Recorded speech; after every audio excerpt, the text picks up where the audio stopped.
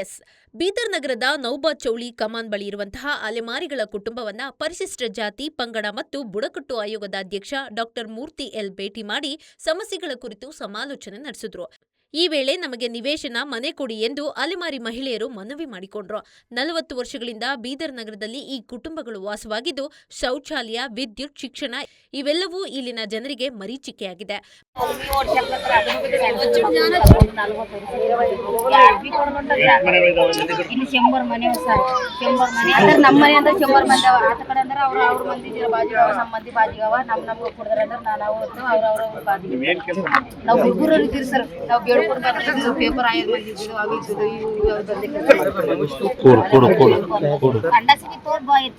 ಮಂದಿ ಎಲ್ಲ ಹಿಂಗೆ ಜಾಗ ಇಲ್ಲ ಸರ್, ಏನಿಲ್ಲ. ಎಲ್ಲ ಮಂದಿ ಕಟ್ಕೊಳತ್ತಾವ, ಜಾಗ ಕಬ್ಸ್ಕೊಂಡ್ ಮಾಡ್ಕೊಳತ್ತ. ದೊಡ್ಡ ಮಂದಿ ನಾವು ಗರೀಬ್ ಮಂದಿ ಏನ್ ಮಾಡ್ಬೇಕು ಸರ್? ಈಗ ಎಲ್ಲ ಬಾತ್ರೂಮ್ ಸಣ್ಣ ತಗೊಂಡ್ಕೋರು ಅಂದ್ರೆ ಹೆಣ್ಮಕ್ಳು ನಾಚಿಕೆ ಇಲ್ಲ, ಚರಮ್ ಇಲ್ಲ ಅನ್ನೋದ್ರ ನಾವ್ ಎಲ್ಲಿ ಕೊಡ್ಬೇಕ ಸರ್? ಈ ಸುತ್ತಮುತ್ತ ಮನೆದು ತರಸವ ಏನ್ ಸಣ್ಣ ಸಣ್ಣ ಮಕ್ಕಳು, ಮಕ್ಕಳು ಈ ಮಕ್ಕಳು ಏನೆಲ್ಲ ಮಾಡ್ಬೇಕು? ನಮ್ ಜಾಗ ಇಲ್ಲ, ಏನಿಲ್ಲ ಅಂತ ಹೋಯ್ತಾರ ಸರ್. ಸಣ್ಣ ಸಣ್ಣ ಕಾರ್ಗಳು ಹೋಯ್ತಾರ. ಇಲ್ಲಿ ಏನು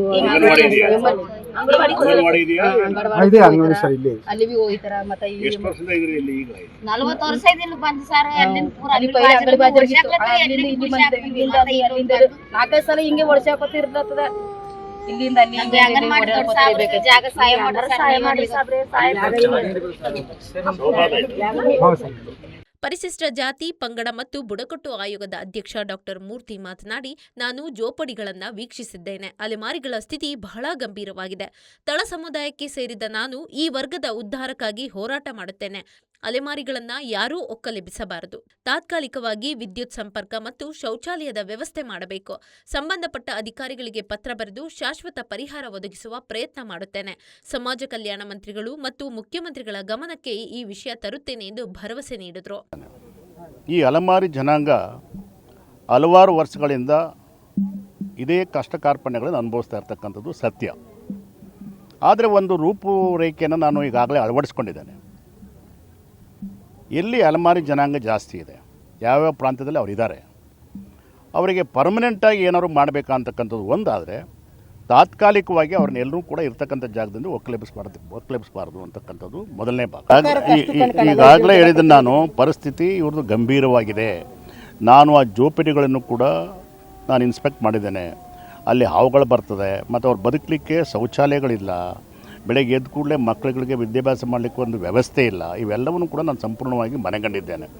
ಬಿಕಾಸ್ ಈ ವರ್ಗದಲ್ಲಿ ಹುಟ್ಟಿದಂಥವ ನಾನು ಕೂಡ, ಅಂದರೆ ಏನು ಪರಿಶಿಷ್ಟ ಜಾತಿ ಮತ್ತು ಪರಿಶಿಷ್ಟ ಪಂಗಡ ಇದಲ್ಲ, ಆ ವರ್ಗದಲ್ಲಿ ಹುಟ್ಟಿದಂಥವು ನಾನು ಕೂಡ. ನನಗೆ ಗೊತ್ತಿದೆ. ಒಂದು ಹೇಳ್ತೀನಿ, ಕಾಲಕ್ಕೆ ತಕ್ಕಂತೆ ಒಂದು ಸರ್ಕಾರ ಒಂದು ನಿರ್ಣಯವನ್ನು ಮಾಡುತ್ತೆ. ಕಾಲಕ್ಕೆ ತಕ್ಕಂತೆ ಸರ್ಕಾರ ಒಂದು ನಿರ್ಣಯವನ್ನು ಮಾಡುತ್ತೆ. ಇದು ಕೂಡ ಆ ನಿರ್ಣಯದ ರೂಪದಲ್ಲಿ ಪರಿಪಕ್ವವಾಗಿ ವರ್ಗದ ಜನಕ್ಕೆ ಏನು ನ್ಯಾಯ ಸಿಗಬೇಕೋ ಅದು ಸಿಗೋ ತನಕ ನಾನು ಹೋರಾಟ ಮಾಡ್ತೀನಿ ಅಂತಕ್ಕಂಥ ವಿಚಾರವನ್ನು ನಿಮ್ಮ ಮುಂದೆ ನಾನು ಹೇಳಕ್ಕೆ ಇಚ್ಛಪಡ್ತೀನಿ. ಈಗ ತಾತ್ಕಾಲಿಕವಾಗಿ ಅವ್ರನ್ನ ಒಕ್ಕಲೆಬ್ಬಿಸಬಾರ್ದು, ನಂಬರ್ 1.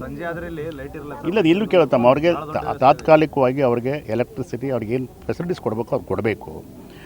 ಶೌಚಾಲಯಗಳ ವಿಚಾರವಾಗಿ ತಾತ್ಕಾಲಿಕವಾಗಿ ಏನಾರು ಮಾಡ್ಕೊಡ್ಲಿಕ್ಕಾಗುತ್ತೆ, ಇಲ್ಲಿ ಜನಸಾಮಾನ್ಯರಿಗೆ ತೊಂದರೆ ಆಗದ ರೀತಿ ಅಂತಕ್ಕಂಥದ್ದನ್ನು ಕೂಡ ನಾನು ಹೇಳ್ತೇನೆ.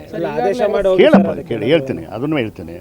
ಮುಂದಿನ ದಿನಗಳಲ್ಲಿ ಅವರಿಗೆ ಪರ್ಮನೆಂಟಾಗಿ ಸೊಲ್ಯೂಷನ್ ಹುಡುಕಲಿಕ್ಕೆ ಏನು ಮಾಡಬೇಕು ಅನ್ನೋದ್ರ ಬಗ್ಗೆ ನಾನು ಇವತ್ತಾಗಲೇ ಮನಸ್ಸಲ್ಲಿ ಮಾಡ್ಕೊಂಡು ಬಂದಿದ್ದೀನಿ. ಈಗ ಅದನ್ನು ಚಾಚು ತಪ್ಪದೆ ನಾನು ಬೆಂಗಳೂರಿಗೆ ಹೋದ ಕೂಡಲೇ ಅಧಿಕಾರಿಗಳಿಗೆ ಮತ್ತು ಸಂಬಂಧಪಟ್ಟವರಿಗೆ ಪತ್ರ ಬರೀತೀನಿ. ನಾನು ಸೋಷಿಯಲ್ ವೆಲ್ಫೇರ್ ಮಂತ್ರಿಗಳಿಗೂ ಕೂಡ ಈ ಗಮನವನ್ನು ಸೆಳೀತೇನೆ. ನಾನು ಏಪ್ರಿಲ್ 9ನೇ ತಾರೀಕು ನಾನು ರಿಪೋರ್ಟ್ನು ಕೂಡ ಮಾನ್ಯ ಮುಖ್ಯಮಂತ್ರಿಗಳಿಗೆ ನಾನು ಸಬ್ಮಿಟ್ ಮಾಡ್ತೀನಿ. ಎಲ್ಲವೂ ಕೂಡ ಇರ್ಬೋದು, ಸಣ್ಣ ಪುಟ್ಟ ಸಮಸ್ಯೆಗಳಿದೆ, ದೊಡ್ಡ ಸಮಸ್ಯೆನೇ ಅದು. ಸಣ್ಣ ಪುಟ್ಟ ಅಂತ ಹೇಳಲಿಕ್ಕೆ ಆಗೋದಿಲ್ಲ, ನಾನು ದೊಡ್ಡ ಸಮಸ್ಯೆನೇ ಇದೆ ಅದು. ನಾನು ಅದನ್ನು ಇವತ್ತು ನಾನು ಬಂದಿದ್ದೇನೆ, ಅದ್ರ ಬಗ್ಗೆ ಯಾರಿಗೆ ನಾನು ಸುಳಿವು ಮುಟ್ಟಿಸಬೇಕು ಈ ವಿಚಾರಗಳಿಗೆ ನಾನು ಮಾಡೇ ಮಾಡ್ತೀನಿ ಅಂತಕ್ಕಂಥ ಭರವಸೆ ಕೊಡ್ತೀನಿ.